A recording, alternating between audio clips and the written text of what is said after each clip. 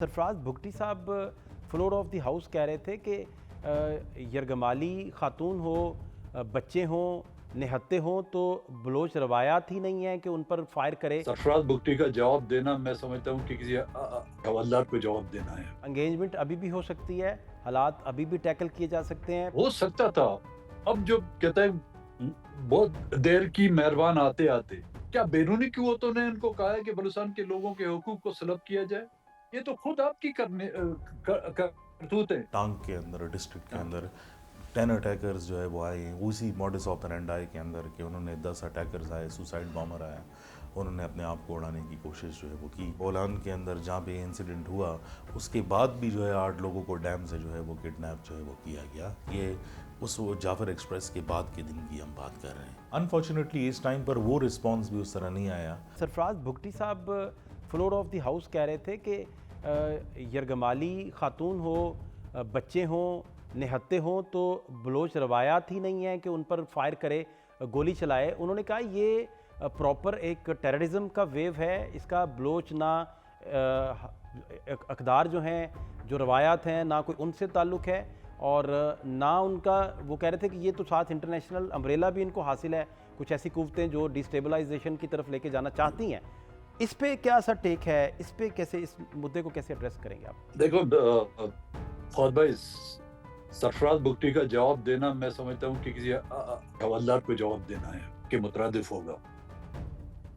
यरगमाल, ये मुल्क 73 सालों से यरगमाल बना हुआ है। मुल्क का आइन यरगमाल बना हुआ है, मुल्क की पार्लियामेंट यरगमाल बनी हुई है, मुल्क की अदलिया यरगमाल बनी हुई है, मुल्क का मीडिया यरगमाल बना हुआ है। ये यरगमाली उनको नजर नहीं आ रही। आप कहते हैं कि एंगेजमेंट अभी भी हो सकती है, हालात अभी भी टैकल किए जा सकते हैं, पॉलिसी अब भी बन सकती है, डायलॉग अब भी शुरू हो सकता है। आप बेसिकली फरमा रहे हैं कि विल नहीं है और ना कोई मानेगा ना कोई चलेगा इस तरफ लेकर, ये आप बेसिकली फरमा रहे हैं।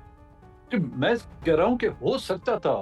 अब जो कहते हैं बहुत देर की मेहरबान आते आते, अभी भी देखें आप हुकूमत के रवैये में बातचीत का तो मुझे कोई आंसर नहीं नजर में आ रहा। अभी तक भी वो धमकी आमेज कि हम कुचल देंगे, कला कमा कर देंगे, उनको तहस नहस कर देंगे। तो ठीक है, आप तहस नहस पहले भी आपने किया, अभी भी कर दें उनको। लेकिन ये बात आपको समझनी चाहिए कि तहस नहस आप 75 सालों में जो आपने एक रट लगाई रखी है, उस तहस नहस के बदले में उनकी हिमायत और उनकी स्ट्रेंथ में जो इजाफा होता रहा है, और आप नाकाम हो गए अपने कला कमा और तहस नहस के उन अल्फाजों में। आप बिल्कुल नाकाम हो चुके हैं। हो सकती थी बातें, लेकिन अब मुझे ये तो पहले तो वो अपनी नीयत तो साफ करें। बात करने का अंदाज अगर धमकी आमेज होगा तो कोई भी बाशऊर गैरतमंद शख्स जो है उनसे बात करने के लिए तैयार नहीं होगा। हाँ, मेरी तो तजवीज़ है, अगर किसी को जिम्मेदारी दी जाती है बात करने के लिए, जो भी उन्होंने ऑक्शन के तहत, सिलेक्शन के तहत या इलेक्शन के तहत जिनको मुंतखब करके लाए और सरफराज भुगटी की शक्ल में सरबराही में वो वफ्द भेजें, बोलान भेजें, जहरी भेजें, मकरान भेजें, वो जाके उन मिलिटेंट से बात करें, शायद उनकी बात सुन लें वो लोग।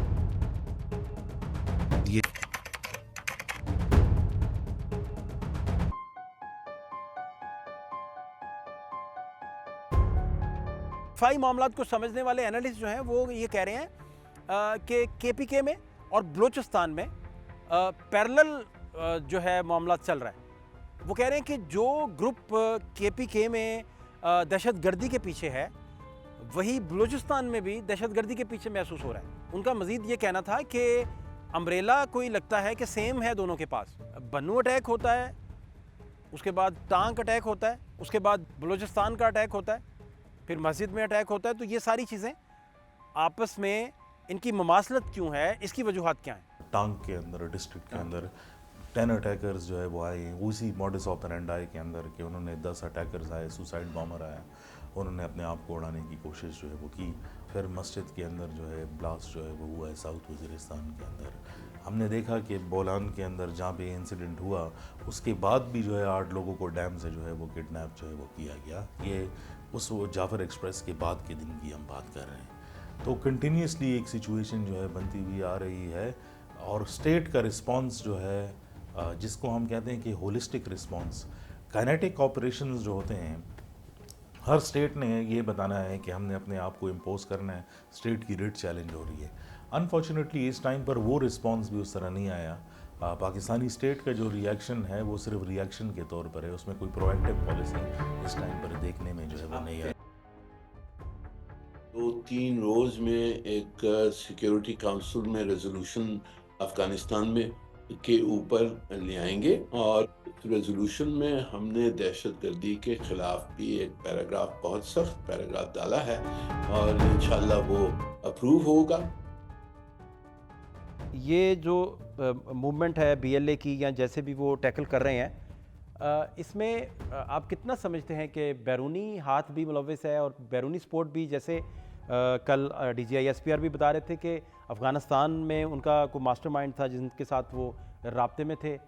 پھر شہباز رانا سیکیورٹی ایکسپرٹ ہیں بہت زبردست, انہوں نے ایک آرٹیکل بھی لکھا, اس میں انہوں نے کہا کہ بی ایل اے اور ٹی ٹی پی کا کوئی ٹریننگ کیمپ بھی اکٹھے ہیں, کچھ ایسے. بڑے انڈیپینڈنٹ ہیں شہباز رانا, بڑی زبردست رپورٹنگ کرتے ہیں, سیکیورٹی کے بڑے زبردست اینالسٹ ہیں. تو اس پہ گائیڈ کیجیے گا, میں انڈرسٹینڈنگ کے لیے سمجھنا چاہ رہا ہوں. اور دیکھیں بیرونی قوتیں, کون سا ایسا ملک ہے جہاں پر بیرونی قوتیں جو ہے نا مداخلت نہیں کرتی؟ لیکن کیا بیرونی قوتوں نے ان کو کہا ہے کہ بلوچستان کے لوگوں کے حقوق کو سلب کیا جائے؟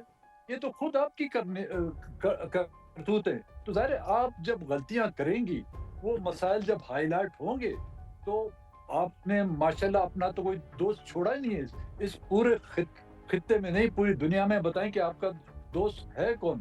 اور آپ کے چاروں اطراف جو 3 ممالک ہیں, ایران ہے, افغانستان ہے, ہندوستان ہے, چوتھے طرف جو آپ کا ایک ساحل ہے, تینوں ممالک ان سے آپ کے تعلقات کیسے ہیں؟ اسلامی ہیں, برادرانہ ہیں, کیا ہیں؟ ایک سمندر ہی بچا ہوا ہے جس کے لوگ امید بیٹھے ہوئے کہیں وہاں سے کوئی خطرہ محسوس کریں, کہیں وہاں سے کوئی سونامی نہ آ جائے. باقی تو کچھ اپنے لیے دوست چھوڑا ہی نہیں ہے. فرض کیجئے کہ ول آ گئی اور کرنا بھی چاہ رہے ہیں, تو پاکستان میں کون سا آپ سمجھتے ہیں کہ قیادت میں آپ کے علاوہ, یعنی آپ ساتھ ہوں, اور پھر کون ہے جو اسے لیڈ کرے اس سارے پروسیس کو؟ مولانا فضل الرحمان صاحب کیا لیڈ کریں, کیونکہ عمران خان صاحب تو جیل میں ہیں, یا شہباز شریف صاحب آپ کو لیڈ کرتے دکھائی دیں, یا کیسے یہ چلے مل کے پروسیس اس سارے کو؟ کیسے, کون قیادت کیسے لے کے چلے اسے؟ اس پہ میں گائیڈ لائن چاہ رہا ہوں آپ سے سر. یہاں پہ تمام پولیٹیکل پارٹیاں, یہاں پہ تمام پولیٹیکل پارٹی کی قیادت جعفر خان ایکسپریس سے زیادہ جو ہے نا ریاست کے ہاتھوں یرغمال ہیں.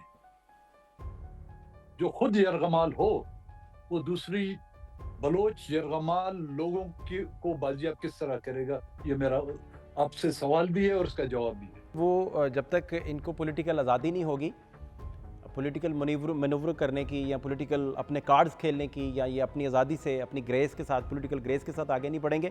آپ سمجھتے ہیں کہ کوئی کسی بھی طرح کی اگر ڈکٹیشن بیچ میں انوالو ہوگی تو شاید یہ آپ سمجھتے ہیں پاسبل نہیں ہے؟ اور بلوچستان کو چھوڑیں, وزیر اعظم, وزیر اعلیٰ صوبوں کے جو ہے نا ایک ڈپٹی کمشنر جو ہے نا اپنی مرضی اور اپنی پارٹی اور اپنے کولیگ کی مرضی سے جو ہے ایک ڈپٹی کمشنر نہیں رکھ سکتے.